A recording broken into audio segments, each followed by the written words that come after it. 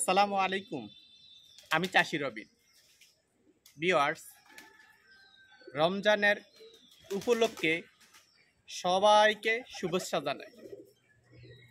Viewers, বিশ্বের যত মুসলমান আছে এই রমজান মাসের অনেক অপেক্ষা করে, অনেকে প্রস্তুতি নেয়, আল্লাহর কাছে দোয়াও করে।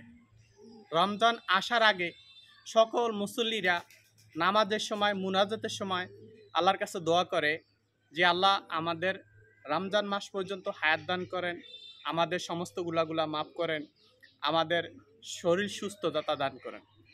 তো ভিউয়ার্স, এইটুক বার্তা দেওয়ার উদ্দেশ্য হলো কি, এই রমজান মাস মানুষ যে পায়া নিজের সকল গুণাগুলা আল্লাহর কাছে ক্ষমা চায়, নিজের শরীর সুস্থতা দান চায়, এমনকি এই হালাল রিজিকের ব্যবস্থা চায় আল্লাহর কাছে।